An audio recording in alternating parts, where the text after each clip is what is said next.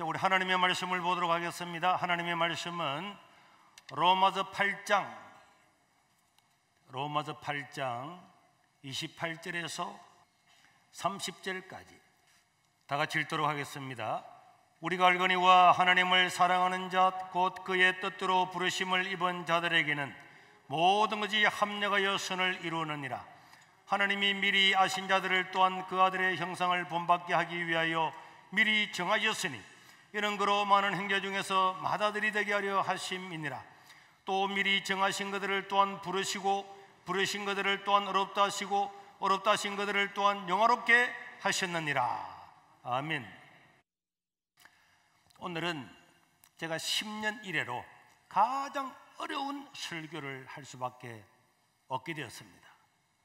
여러분들이 한 번도 들어보지 못했던 이야기들도 나올 건데 여러분들이 저와 함께 잠깐 이 말씀에 집중하시면 놀라운 은혜의 시간이 될 줄로 믿습니다. 자, 여러분, 칼빈이라고 하는 사람이 있습니다. 이 칼빈주의의 칼빈이 집대성한 많은 성경 사상들 중에서 칼빈주의의 5대 교리라고 하는 것이 있는데 굉장히 어렵죠. 이런 설교는 한 번도 한 적이 없었어요. 칼빈은 사도 바울의 뒤를 이어서 그 바톤을 받았던 성 어거스틴을 이어서 기독교 2000년 역사 중에서 세 사람의 신학자에 들어갈 만큼 아주 위대한 사람이었어요.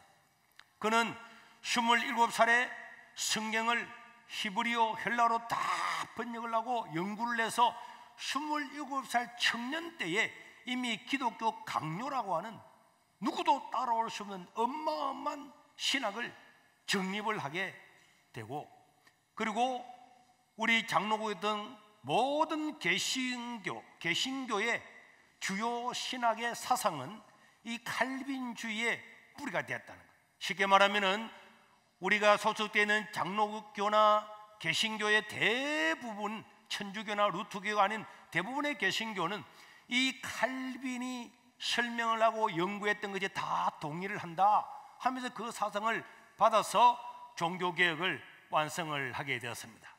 그런데 그가 성경을 연구를 하면서 여러 분야에 대한 연구를 했는데 그 중에서 인간이 어떻게 구원을 받는가, 인간이 어떻게 구원을 받고 어떻게 하나님의 자녀가 되는가에 대해서 5가지를 요약을 딱 했는데 이것을 뭐라 그런다고요? 칼빈주의의 몇 대 교리? 5대 교리. 야, 이런 건 처음 들어봤잖아요. 너무 어렵네.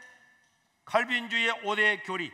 인간이 어떻게 구원을 받는가에 대한 인간 구원에 관한 5가지의 사항, 이것을 칼빈주의 5대 교리라고 하는데 이 칼빈주의의 5대 교리의 핵심 사상은 하나님의 절대 주권, 모든 구원은 하나님에게 있다, 오직 인간은 은혜로 구원을 받는다, 이걸 강조하는 거예요.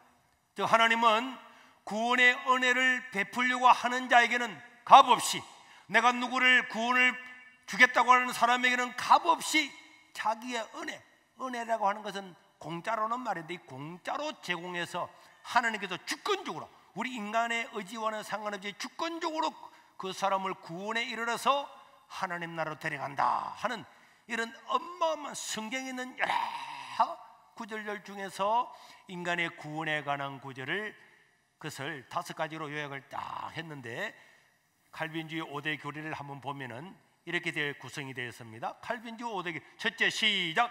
인간은 전적으로 타락했다. 무조건적으로 하나님이 우리를 선택을 하셨다. 그래서 선택을 하지 않은 사람이기 때문에 이 선택은 제한되어 있다. 그리고 하나님이 선택한 사람은 이 은혜를 뿌리칠 수가 없다. 불가항력적, 내가 반대할 수가 없고, 그 다음에 이 구원받기로 작정된 사람 하나님은 반드시 참고 견디게 해서 천국으로 이끌어간다. 성경을 딱 보니까 구원에 관해서 이 5가지를 요약을 할 수가 있었던 것입니다. 이걸 뭐라 그런다고요?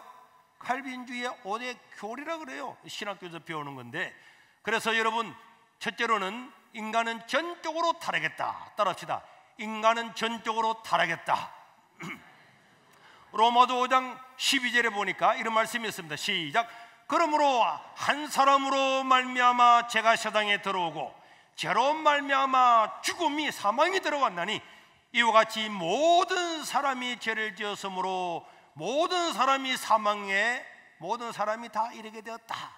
그래서 모든 사람은 다 죄를 지었고 모든 사람은 죽음이라고 하는 운명을 가질 수밖에 없다.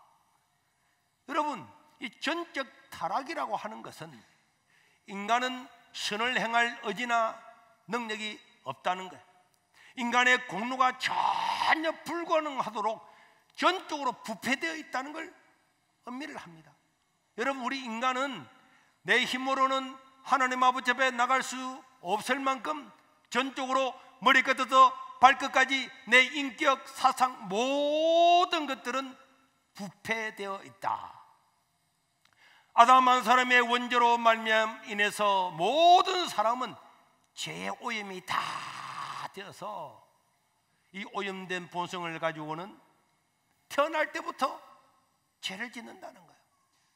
여러분, 학부모들이요, 목사님 우리 애는 너무 착해요, 우리 애는 거짓말 안 해요 하는데요, 어린이집에 오면 2살짜리가 거짓말해요.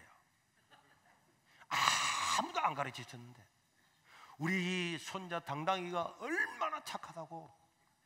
그런데 비행기를 좋아해가지고 남이 비행기 가지고 있으니까 다 뺏어가는 거야. 욕심이 생기는. 벌써 동생이 태어났는데요, 어느 날 보니까 뽀뽀하는 체 하면서 무릎 꿇은 거야. 그리고는 손을 잡고는 이렇게 흔들면서 엄마가 무릎 속에 탁 당겼어요. 아무도 가르쳐주지 않아도 욕심과 시기와 질투, 인간은 가지고자 하는 욕망, 탐심을 다 가지고 태어나는 거예요. 그래서 이 죄는 한 사람의 의지뿐만 아니라 그의 감성과 그의 지성과 그의 행동과 모든 신체까지 다 영향을 미친다. 그래서 칼빈은요, 인간은 어떻게 타락을 했다고요? 전적으로 사상, 생각, 감정, 육체 모든 것들이 타락했기 때문에 우리는 미워하고 시기하고 싸우고 살인하고 고발하고 중상모략하고 다 하는 것은 이 우리가 전적으로 부패했고, 그래서 구원의 시작과 구원의 진행과 구원의 완성에서 인간의 공로는 전혀 없다는 거예요. 나는 전적으로 타락했기 때문에 내 힘으로는 하나님을 알 수가 없기 때문에 하나님은 전적으로 타락한 나를 구원하려고 하면은 내 힘으로, 내 의지로, 내 능력으로 내가 죄 안 지고 살아야지, 이런 의지로는 절대로 하나님 아버지 앞에 갈 수가 없기 때문에 하나님은 예수님을 이 땅에 보내어서 죄 없는 그분에게 내 죄를 대신 짊어지도록 죄를 증가시키시고 그것을 받아들이고 인정하는 사람에게는 값없이 은혜로 구원을 주기로 작정을 한 것입니다. 그 여러분, 우리 자신을 생각하면 절망이잖아요. 여러분들 가운데 목사님 나는 죄 없습니다, 나는 그런 죄 없어요 하는 사람 있습니까? 성경을 13권이나 기록하고 로마를 복음화시키는 1등 공신했던 사도 바울조차도 로마서 7장 22절에 23절에 보니까요, 이렇게 기록을 하고 있습니다.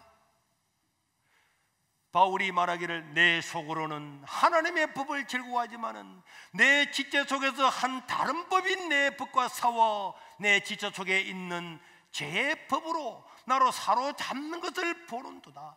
오라, 나는 공고한 사람이로다. 이 사망의 몸에서 누가 나를 건져내겠느냐. 성경을 13권을 기록하고 삼청천에 올라가서 천국을 구경했던 사도 바울도 자기 마음에 있는 죄성을 생각하면은 오라, 이 사망의 몸에서 누가 나를 건져낼 수가 있으랴, 이렇게 외칠 수밖에 없는 거예요.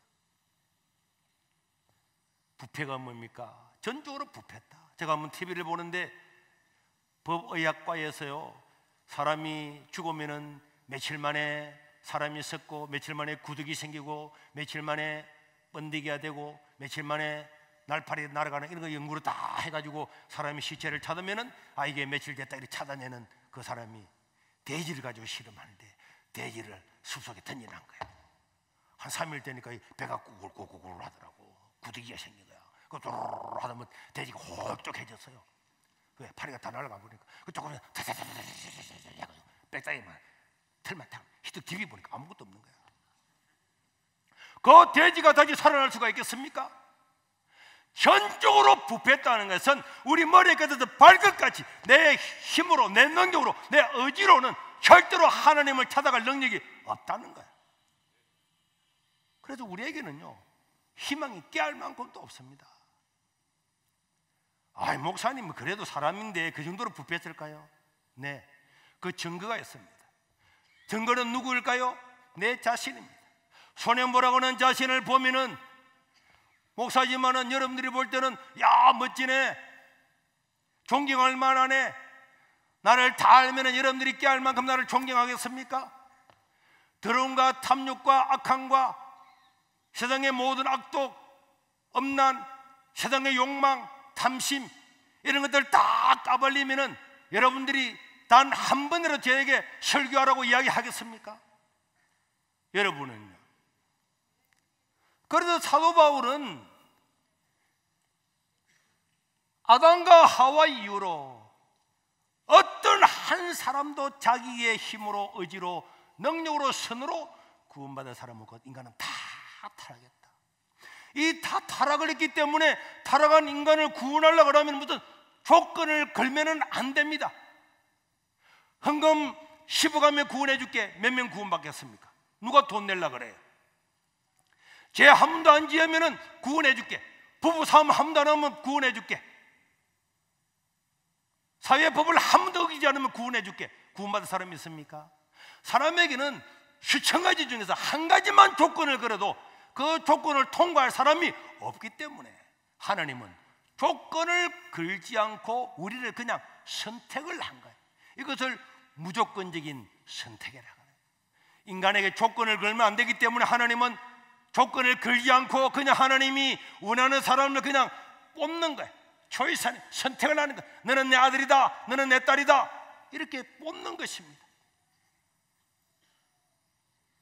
에베소서 1장 4절에서 6절에 보니까 시작. 곧 창세전에 그리스도 안에서 우리를 택하사 우리로 사랑 안에서 그 앞에 거룩하고 흠이 없게 하시려고 그 기쁘신 뜻대로 우리를 예정하사.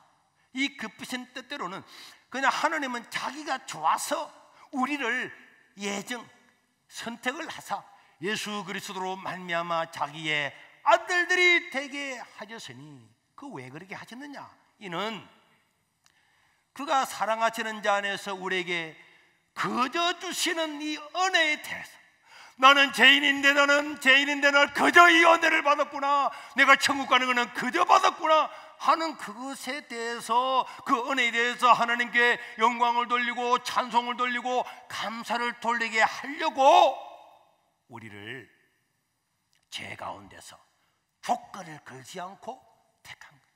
만약에 하나님이 어떤 조건을 걸었는데 조건을 부합을 해가 구원을 받았으면 그 사람은 천국에 가면 뭐 할까요? 자기 자랑하겠죠. 나는 통과해서 서울대에 시험 쳐서 통과했다니까 지 자랑하겠지.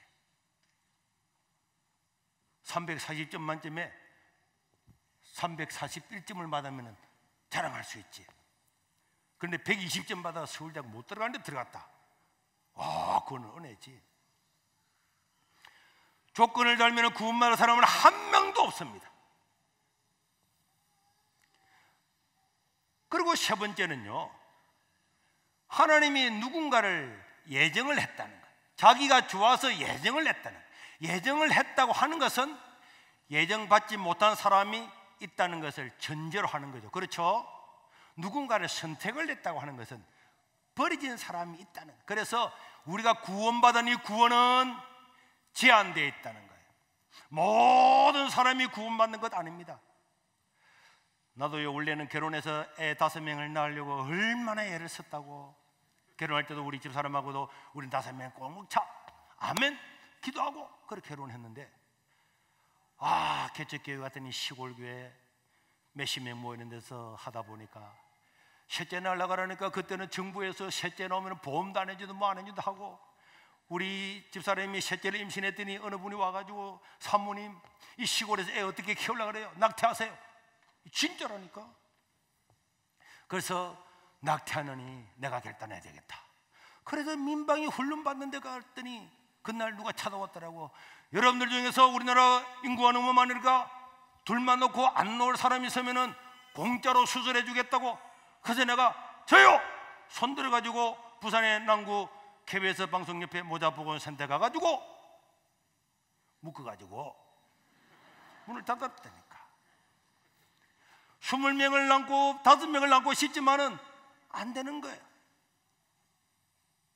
하나님은요, 우리를 구원할 때에 다 구원하는 것이 아니고 누구누구를 뽑아서, 김씨를 뽑아서, 강씨를 뽑아서, 송가를 뽑아서, 누구 집사를 뽑아서 그 사람에게만 하나님의 은혜의 구원을 주었기 때문에 이 구원은 제한되어 있다는, 누군가를 선택했기 때문에 제한되어 있다는 것입니다. 그래서 제한된 구속이란 말은 오직 선택되어 있는 사람만이 그리스도의 속죄에 의해서 구원을 받는다. 여러분, 모래사장에 모래가 쫙 있습니다. 그러면 거기에다가 자석을 딱 꼽아가지고 휙 돌리면요, 뭐가 달라붙어요?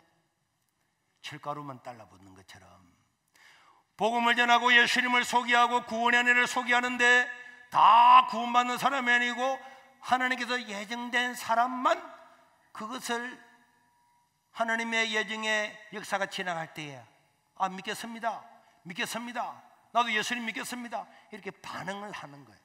그 사람이 하나님께서 선택된 자라는 것입니다. 이것은 그리스도의 속죄의 능력을 제한하는 것이 아니고, 하나님께서 일부분만 뽑는다 해서 속죄의 능력이 아니고, 제한이 아니고, 그리스도의 구속의 이 사역은 오직 구원에 이르도록 예정되어 있는 사람들에게만 하나님께서 효력을 발휘한다, 이런 뜻이고, 선택을 했다고 하는 것은 다른 말로 하면 뭐가 있다고요? 버림받은 사람들도 존재한다, 그렇게 이야기를 하고 있습니다. 그런 어떤 사람들, 제가 지난주에도 누가 문자가 왔습니다. 목사님, 왜 하나님은 다 구원 안 하고 누구누구만 구원했어요? 내가 이야기를 했습니다. 홍수가 와가지고 100명이 떠내려가고 다 죽게 됐는데, 해경이 와가지고 구명정을 딱 잡아 던져가지고 1000명만 딱 달라붙어가지고 다 죽을 수밖에 없는데 1000명이 구원을 받았습니다. 그리고 구원받은 사람은 올라와가지고 왜 우리만 구원했어요? 저 사람은 다 죽도록 놔두고, 이렇게 해서는 안 되는 거죠. 다 죽을 수밖에 없는데 우리 세 사람이 구원받는 것만 해도 감사하구나, 감사하구나. 물론 다 살았으면 좋겠지만 인간은 자기 죄 때문에 죽는다니까. 그렇기 때문에 우리는 예수님을 믿음으로 구원받는 것에 대해서 감사해야 될 줄로 믿습니다. 그리고 네 번째로는요, 불가항력적인 은혜라고 하는 것이 있는데, 하나님의 은혜가 주어질 때 인간은 이를 거부할 수 없다는 것, 하나님의 주권적인 산물인 것이고, 동시에 우리 개신교는 하나님의 은혜가 인간의 자유, 책임과 역동적으로 상호작용하는 가운데에 역사함을 주장하는데요, 이런 것은 사실은 놀라운 신비입니다. 우리는 주 예수를 뭐 해야 됩니까? 우리는 주 예수를 뭐 해야 구원받아요? 믿어야 구원받습니다. 그래서 우리는 다 예수님을 자기가 의지로 받아들여야 돼요. 받아들여야 되는데, 받아들이고 난 다음에 야, 나는 예수님 내가 믿어서 내가 영접했다니까, 내가 믿기로 작정했다니까 하고 이렇게 살았는데, 인생을 뒤돌아서 또 보니까 아, 하나님 나를 택하셨구나, 하나님 나를 구원하셨구나, 하나님 나를 믿게 하셨구나, 나를 믿게 하려고 그 사람을 전도적으로 보냈구나, 이걸 다 알게 돼요. 그래서 하나님께서 구원받기로 작정한 사람은 한거할 수가 없는 거야, 한거할 수가. 하나님은 너는 내 아들이다, 내 딸이라고 정해놓은 사람은 나 안 믿을 거야, 안 믿을 거야 하고 막 죽을 때까지 안 믿으려고 하면은 그 사람이 안 믿는 것처럼 보이지만 하나님은 그 사람을 하나님께로 이끌기 위해서 때로는 사랑을 베풀기도 하고 때로는 매로 치기도 해요. 물질을 잃어버리게 한다든지 건강을 잃게 한다든지 어떻게 해서든지 하나님은 그 사람이 영원한 생명을 얻고 천국 백성 되기까지 절대로 그 사람을 포기하지 않고 찾아가고 또 사람을 보내고 전도자를 보내고 또 보내고 우연하게 보이지만 모든 사건들을 다 통해서 결국은 그 사람을 구원하게 하시는 줄로 믿으시길 바랍니다. 어떤 분은 와가지고 목사님, 나는 다시는 예수 안 믿으려고 그랬는데요. 제가 어제도 우리 엄미자 권사님한테 이야기를 들었어요. 자기는 절대로 예수를 안 믿는데 누가 예수를 안 믿는데, 그런데 권사님이 하도 그런, 에이씨, 딱 한 번만 다시는 교회가 찾지만 무슨 예수를 해가지고 천일 예배를 참석했는데 그 차를 타고 오는 사람들한테 딱 한 번만 간다 이렇게 사람들한테 다 공포를 냈는데 돌아갈 때 그 사람이 물었대요. 딱 한 번만 온다 해서 다음 주에는 안 올 거지 그랬더니 그 한 번 들어보니까 한 번 들어서 그거 안 되겠더구만 그거 이래가지고 8개월 동안 한두 번 빠지고 다 오셨다. 세례를 받았죠. 하나님은 그렇게 이 말씀을 들을 때에 믿음은 들으면서 나고 들으면 그리스도의 말씀을 들을 때 생기기 때문에 말씀을 들을 때 그 사람을 부르는 거예요. 그러니까 예배 시간은 중요한 줄로 믿으시길 바랍니다. 하나님께서 구원하고자 하는 자는 자기가 결국은 거부를 못한다는 거예요. 우리 박서수 선생님 하나님께서 부르실 때 아멘 하고 와서니까 보게 돼요. 안 와봐봐요. 자꾸 아파. 믿기는 믿는데 죽을 고생하고 믿는다니까. 마지막으로 5번째, 우리는 항상 마지막 그러면 기가 번쩍, 마지막 다 됐구나. 성도의 견인, 이 다 한자로 세면 어렵죠. 하나님께서 택하신 사람은, 한번 선택받은 성도는 한때는 타락할 수도 있고 한때는 교회를 떠날 수도 있고 다 하지만은 궁극적으로는 반드시 구원을 받게 되더라. 성경을 다 보면 그렇다는 거예요. 그래서 아브라함도 이삭도 야곱도 뭐 그 아들도 다 때로는 못된지도 하고 범죄도 저지르고 하나님을 떠나기도 하고 가출하기도 하고 다 해도 결국은 하나님의 백성들은 다 하나님께서 데려와서 구원을 받게 하더라는 거예요. 즉 하나님의 효과적인 부르심을 받은 자는 인간의 연약함에도 불구하고 양자로 삼은 자녀들은 구원이 보장되어 있다. 구원이 보장되어 있대요. 여러분, 한번 태어나면 하는 부모의 자녀가 맞습니까? 공부를 못해도 부모의 자녀가 맞습니까? 아파도 부모의 자녀가 맞습니까? 취업에 떨어져도 부모의 자식이 맞습니까? 그렇습니다. 인간도 그러면 하나님도 자기 자녀로 삼은 사람은 한 번 자녀로 삼으면 절대로 호적에 파지 않더라는 거예요.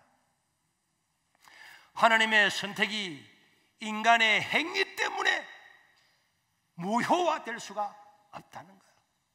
참된 신자일지라도 일시적으로 범죄하고 타락하고 하나님을 떠날 수 있지만은 그런 반역의 상태는 최종적인 것이 아니고 구원받은 하나님의 백성들은 반드시 돌아오게 되더라. 성경을 보래 그렇더라 하는 것이 성도의 견인.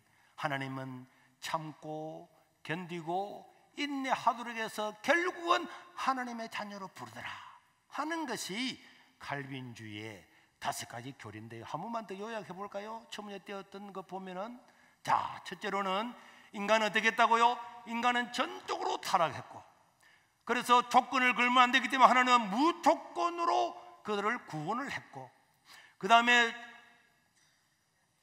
하나님께서 선택을 했다고 하는 것은 선택받지 못한 사람이 있는 거고, 네 번째로는 구원받기로 작정한 사람은 절대로 그들을 거부할 수가 없고, 그리고 성도가 때로는 낙심하고 타락하고 범죄할 때라도 반드시 하나님께 들어와서 하나님의 자녀로 천국에 가게 된다 하는 것이 칼빈이 성경을 쫙 보면서 인간이 어떻게 구원받는가 이걸 깨달은 겁니다. 오늘 세례받는 여러분들은 이미 예수님을 영접하고 하나님의 자녀가 된 것은, 내가 예수 믿고 오늘 세례받는 것처럼 보이지만은 이미 세상을 만들기 전에 하나님의 놀라운 지혜로 여러분들을 택하시기 때문에 오늘 이 자리에 있는 줄로 믿습니다. 오늘 우리 다시 읽겠습니다. 로마서 8장 29절 30절 시작. 우리는 알미다. 하나님을 사랑하는 자 곧 그때도 부르심을 입은 자들에게는 모든 것이 합력하여 선을 이룹니다. 하나님이 미리 아신 자들을 또한 그들의 행성을 본받게 하기 위해 미리 정하셨으니 정하신 그들로 많은 행자 중에서 받아들이게 하십니다. 또 미리 정하신 그들을 부르시고 부르신 그들을 또한 어렵다 하시고 어렵다 하신 그들을 영어롭게 하셨느니라. 따라합시다. 하나님 우리를 미리 아시고 정하시고 부르시고 어렵다 하시고 영어롭게 하셨느니라. 다시 한번 하겠습니다. 하나님 우리를 아시고 정하시고 부르시고 어렵다 하시고 영어롭게 하셨느니라.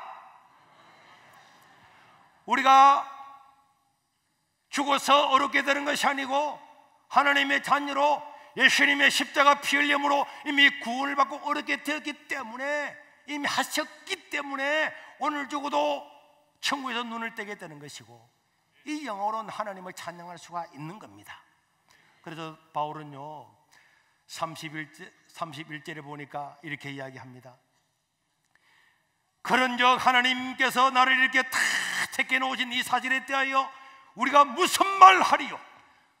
만일 하나님이 우리를 위하시면 누가 우리를 대적하겠느냐? 누가 우리를 대적하겠냐? 여러분, 그리스도인들은요 하나님의 자녀인 줄로 믿습니다. 우리를 대적할 자가 없는 줄로 믿습니다. 그리고 33절에 보니까 이렇게 이야기를 합니다. 누가 능히 하나님께서 택하신 자들을 고발하겠냐? 어렵다 하시는 이는 하나님이시다. 우리는 전적으로 부패해서 죄가 많지만은 예수님이 십자가상에서 그 죄를 다 해결하셨기 때문에 우리는 의인이 되기 때문에 마귀가 너 죄있지, 너 죄 지었지, 너 죄 지었지, 이런 죄 저런 죄 저런 죄 누가 우리를 송사하겠느냐? 어렵다 하시는 이는 하나님이시다. 35절에서 39절에 보니까 그래서 바울은요 너무너무 놀라워서 와, 이 죄인이 구원을 받았구나.